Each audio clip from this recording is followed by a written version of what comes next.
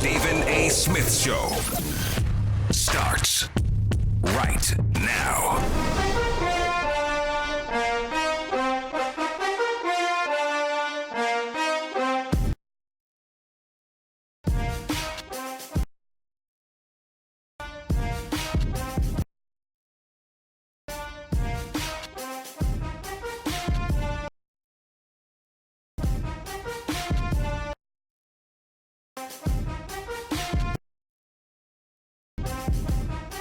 What's up, everybody? Welcome to the latest edition of the Stephen A. Smith Show, coming at you as I love to do every weekday over the airwaves of ESPN Radio and ESPN News, 250-plus markets across the United States of America. Check your AM, FM listing nearest you, plus ESPN Radio and Sirius XM Channel 80, plus ESPN Radio simulcast over the live national television airwaves of ESPN News. Number to call up, as always, is 888-SAY-ESPN. That's 888-729-3776. The Stephen A. Smith Show on ESPN Radio is presented by Progressive Insurance. Cars, homes, boats, motorcycles, RVs, and more at Progressive.com.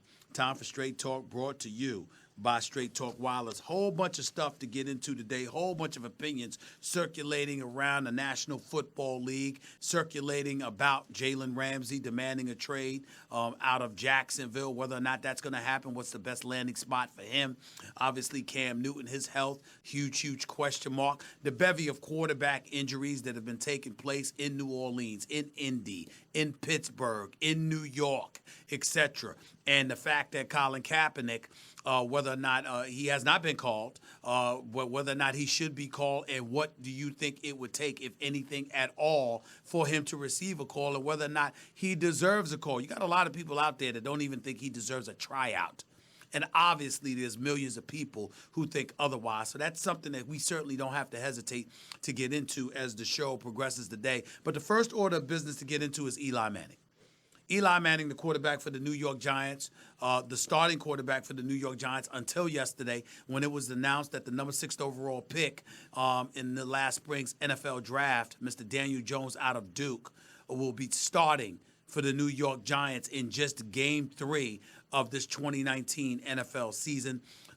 This is a guy that was much maligned when he was picked up by the New York Giants with the number 6 overall pick. You had a whole bunch of folks out there who thought it should have been Dwayne Haskins out of the Ohio State. Why? Because Haskins threw 50 touchdowns in one season, while Daniel Jones threw 52 touchdowns over 3 seasons at Duke. 52 touchdowns, 29 interceptions, albeit he was at Duke.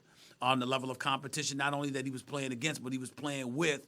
That does matter, ladies and gentlemen, and as a result, we've got to take that into consideration. But nevertheless, Daniel Jones was projected to be somebody that would sit on the bench, learn from Eli Manning, at least for his rookie year, and then after that, take over the helm and go about the business of being the quarterback, the franchise quarterback for the New York Giants moving into the future. Well, that is not how it has panned out. Daniel Jones has been incredibly impressive during the preseason, particularly his last preseason game when he went against the Cincinnati Bengals, their first unit, not the second or third units that he went against the New York Jets and somebody else in the preseason. Against the Cincinnati Bengals in their first unit, he completed like 9 of 11, or is either 9 or 11 or 11 or 14 passes for 141 yards and a touchdown. The accuracy, the ability to make throws, make necessary reads, go through your progressions, etc. These are all the things that folks were glowing about as it pertained to Daniel Jones. And as a result, considering the fact that Eli Manning and the New York Giants are 0-2, that they are wasting away the greatness of Saquon Barkley. They've already traded Odell Beckham Jr., they've missed the playoffs 6 times over the last 7 years. As a result, people were saying, it's time, it's time, it's time. And I got to admit, I agree. The reality of the situation is that Daniel Jones is the heir apparent. He's the franchise quarterback. And if the New York Giants hadn't spent the vast majority of the last 7 years stinking up the joint, maybe we would feel differently. But because they missed the playoffs 6 times in the last 7 years, because their lone playoff appearance was sullied by Odell Beckham Jr. at the time a New York Giant, having a Sunday game at Lambeau Field schedule, but on an off day in Miami, not violating any team rules, but on an off day, This guy decides to fly down to South Beach to hang with the fellas on a boat the week of a football game, and then he was targeted at the frozen tundra 11 times, only caught 4 passes for 28 yards, is something that a bevy of people have held against him. And so when you look at all of those different things that come down the pike that has contributed to sullying the New York Giants, you got to get to a point where you're willing to give the folks in New York some hope. This is the Mecca. It's the media capital of the world. There's over 8.5 million people in the city of New York alone. We didn't even include its the suburbs and its surrounding areas. We didn't do all of that. This is New York City. It's the number one city in terms of population and sizzle and all of that other stuff. It's number one. LA's the number 2 market. New York's the number 1 market. Well, guess what? In LA, they got the reigning defending NFC champions in the Los Angeles Rams and a not too shabby team in the Los Angeles Chargers.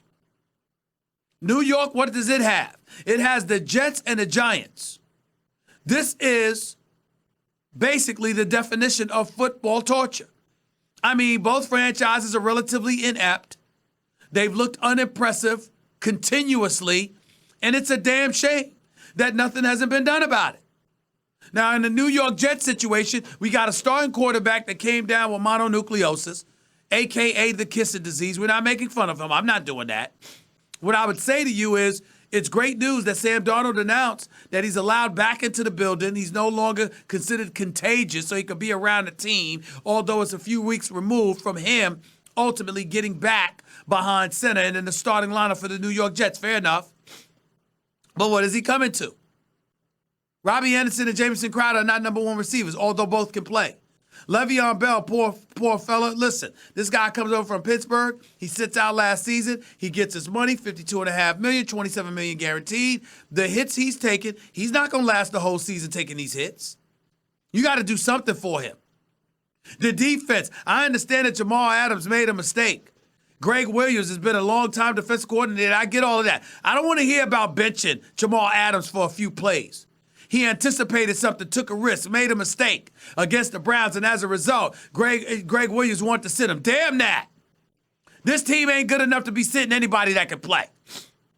But I digress. Getting back to the New York Giants and Daniel Jones. You have to do this. You just have to do this. I mean, enough's enough. The New York Giants have missed the playoffs 6 times in the last 7 years. They've been a moribund franchise. Everybody want to call them a standard. They ain't no damn standard if recent history comes into consideration. They're just not. I'm not trying to be negative. I root for the Giants and the Jets. Not as much as I root for the Steelers, but I root for them more than anybody else other than the Steelers. I just got to tell you, as a native New Yorker, it's disgusting to watch the perpetual ineptitude that exists. You got Tom Coughlin there. You get rid of him. Ben McAdoo and Jerry Reese, the coach and the former coach and GM respectively, when they were there, they wanted to bench Eli Manning. Ownership didn't want them to do that, but they did it for 1 game. They were raked through the coals for it. And what did you bench him for? You ultimately had somebody like Geno Smith up in there. That wasn't going to work. They took hits. They ultimately lost their job because Jerry Reese kept making mistakes, if we're being honest. And Ben McAdoo was a chubby wannabe Pat Riley with a slick back hair and the shades. That was the only thing that was relatively interesting about him. But you're the New York Giants. You have an opportunity to make some noise. And let's count the waves. You're John Mara. You're Steve Tisch. You have an opportunity to ascend this franchise into a new era. Jerry Reese is gone. Ben McAdoo is gone. What do? You have an opportunity to hire somebody like our colleague here at ESPN, Mr. Louis Riddick, a former pro player personnel director, a guy that's worked with a multitude of NFL teams, not to mention played in the NFL, cerebral mind, highly intelligent about the sport of football, and incredibly measured. Got executive written all over him. All over him. Lives in Jersey, synonymous with the area, very knowledgeable about NFL talent and the NFL goings-ons, and he's there interviewing for the job, and you pass him up. Why? To give it to Dave Gettleman. Not me, because I've never spoken to gentlemen, but there are people in NFL circles, pundits and others, who call them and who associate the word liar with this man because they talk about how much he lies to folks. I didn't like the way he left in Carolina because he promised Josh Norman a new deal, ultimately pulled it from the table and let him go without having a backup plan after a Super Bowl season in 2015 in which Cam won MVP honors. And what have you done since? Left Ron Rivera holding the bag. He comes to New Jersey. You say you didn't sign Odell Beckham Jr. to trade him, but after giving him $95 million with over $65 million in guarantee, what the hell do? You trade him. And what did he do? Did he get arrested? No. Was he skipping practices and being a professional? No. He was basically a pain in the neck. So because you got to take some Tylenol or Advil or ibuprofen, that's a reason to trade one of the greatest talents we've ever seen at the wide receiver position. That's according to Dave Gettleman and the New York Giants. So him screaming on the sideline or him throwing his helmet into a net that ultimately hit him back or him not necessarily answering a question totally correctly when our very own Josina Anderson interviewed him. All right? So because of that, we got to get rid of it. But when you get rid of him, what did you really get rid of him for? You wanted him, his departure, to be a culture savior. That's what you wanted. So you basically said, we love Eli because Eli is class personified. And let me say this, ladies and gentlemen, they're right about that.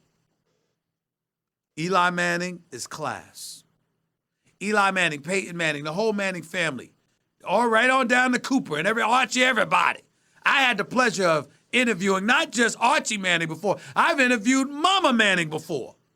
Wonderful lady. Wonderful. I had to fill in for our very own Michael Kay on 98.7 FM in New York City years ago on a day where Eli Manning was scheduled to do his weekly interview with Michael Kay. And Eli was on the phone 5 minutes before the segment. He called in, not a publicist, not a manager, not somebody else. He did. This is Eli Manning we're talking about here. Eli Manning is one of the nicest dudes, one of the classiest professionals we've ever seen in this business. Class personified. It's impossible to root against him. And when we sit up there and dog him and talk about he ain't what he used to be, ladies and gentlemen, we're not calling him some scrub. We're saying Father Time's caught up. You're not what you used to be, man. Period. And because of that, the decision to bench him should have been made arguably a couple of years ago, certainly last year. But the New York Giants didn't have the courage to do it. So they go and they draft the quarterback. And you got Mr. Cutcliffe, Coach Cutcliffe at Duke, who once coached Peyton Manning, who once coached Eli Manning, and then coached as a head coach Daniel Jones at Duke the last few years. And since he works out the Mannings in the offseason, there's a chemistry and a camaraderie there. The New York Giants were clearly comfortable with that, so you got Daniel Jones. And he's your starter.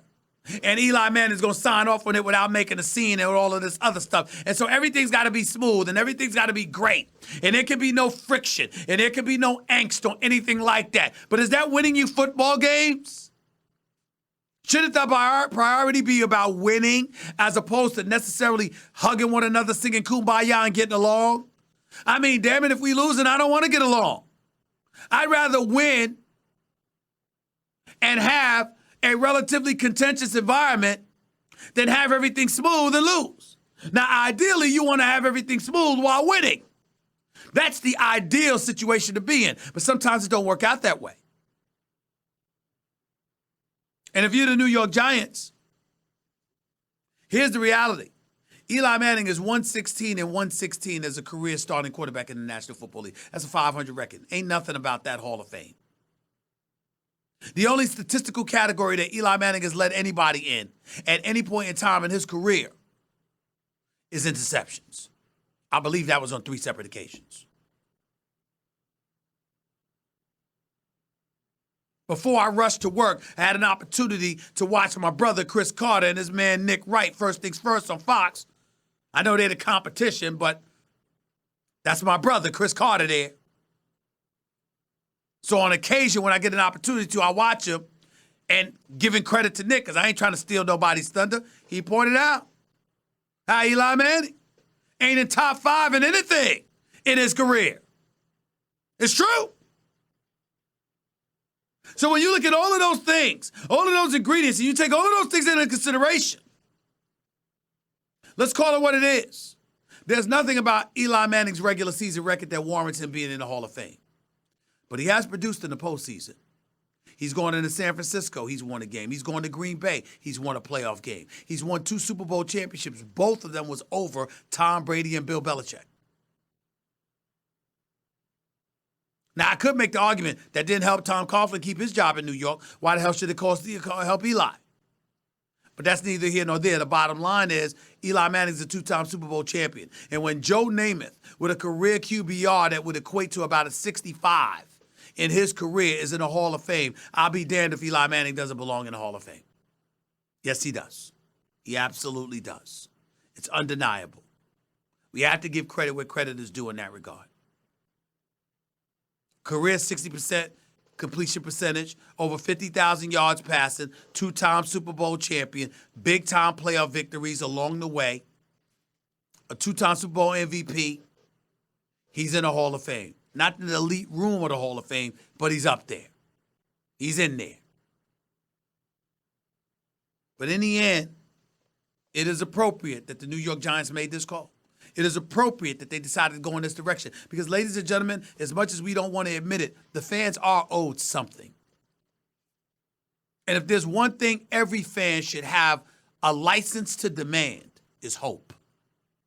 You can't lose 6 times out of 7 years, missing the playoffs 6 times out of 7 years, and then talk about how the same quarterback got to keep his job. Can't do it.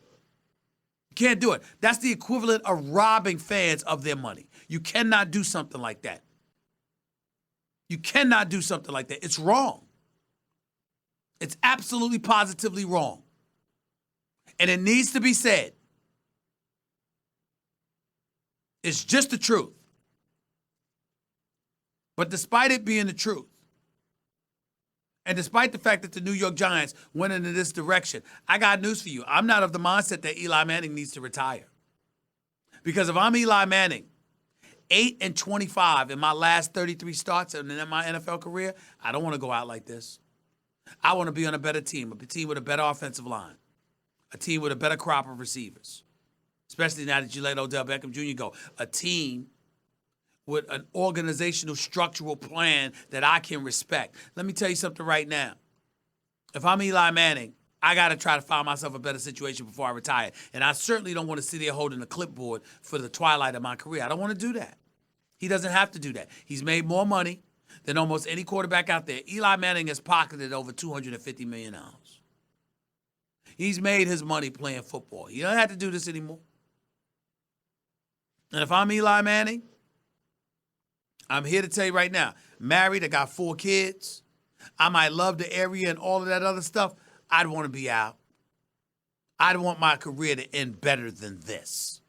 Better than 8-25 record in my last 33 starts. Better than losing my job in game 3 of an NFL season to a rookie quarterback. Now, I want a situation that's better than that. I do. And oh, by the way, I'd want a better coach too, because here's the one thing that I'm tired. Listen, Pat Shermer's on the record talking about he went with his gut.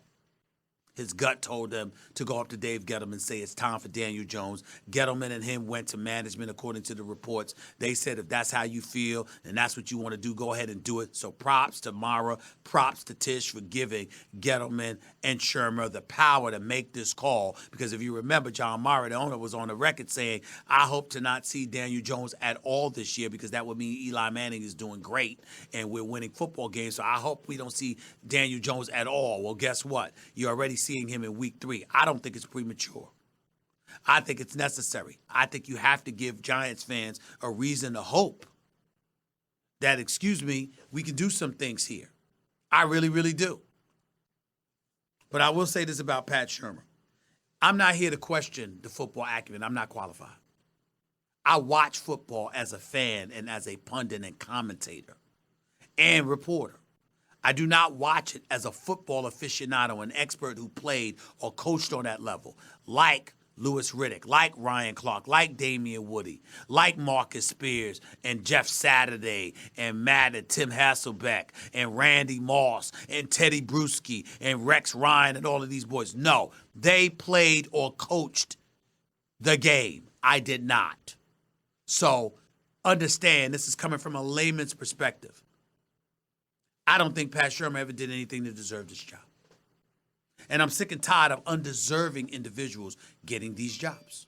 Pat Shermer, as an executive in the National Football League, as a head coach, his record is 15-36. That is a 29.4 winning percentage. When he coached in Cleveland, his record was 9-23. When he's coached the New York Giants, his record thus far is 5-13. Now, granted, they've been bereft of talent for the most part, and I do understand that. But the reality of the situation is, when we going to see progress? So when I look at Daniel Jones, I'm watching Pat Shermer because I don't necessarily believe he's the right man for this job. I remember when Bill Parcells was acquired by the New York Jets. I remember that Bill Parcells came in there, and there were question marks all over the place about how good they were going to be, and they were instantly contending. That's how you know this man can coach. I remember when Bill Parcells didn't have a Tom Brady and had a Drew Bledsoe instead. And what does he do? He takes New England to the Super Bowl where they lost to Brett Favre and the Green Bay Packers. I think it was Bledsoe. It's been, my memory might be a bit fogged. It was a long time ago. My point is, when Bill Parcells took over, you instantly knew he knew what he was doing because certain mistakes that were taking place prior to his arrival no longer existed. Talent that he had, although it wasn't elite, was maximized. These are the kind of things you look for from a coach. I don't see that in Pat Shermer. I don't see it. And he ain't the only one. I live at Cliff Kingsbury. You ain't do a damn thing at Texas Tech to deserve a head coaching job in the National Football League. I'm watching. Matt LaFleur at Green Bay. You were the offensive coordinator in Tennessee. That was the 27th ranked offense in the National Football League. What the hell did you do to get the Green Bay job? By the way, you were the 10th choice. You were the 10th interview. And somehow, some way, you were hired 3 hours after they met you. How the hell that happened? So I'm looking. Now, he is 2-0. And oh, by the way, he's 2-0, and the defense is playing better than they have in years. He deserves credit for that, but it does help that you got Aaron Rodgers. So I'm just looking at all of these things, and I'm saying, okay, I'm paying attention to that. Cliff Kingsbury, you ain't do a damn thing at Texas Tech. You get the job where you got the number 1 overall pick. I'm watching Kyler Murray. Because I'm very, very big on what did you do to earn the opportunity that you got. The answer would be nothing. In Cliff Kingsbury's case, it would be nothing in Pat Shermer's case. I'm not saying they don't deserve jobs in the NFL. I'm not saying that they don't deserve to receive a check from an NFL team. I'm not accusing them of not knowing football. I'm not qualified. I'm saying their record states they didn't deserve these opportunities. Why the hell they get them? That's what I'm saying. 888-SAY-ESPN. It's 888-729-3776. That was Straight Talk Wireless. Everything for less only at Walmart. Stick around. Don't touch that dial. I'll get to your phone calls and more in a minute. Not just about Eli Manning and the New York Giants, but also about Cam Newton. Also about Jalen Ramsey and others. So stick around. Again, you're listening live to the Stephen A. Smith Show, ESPN Radio, ESPN News. By the way, when it comes to hiring,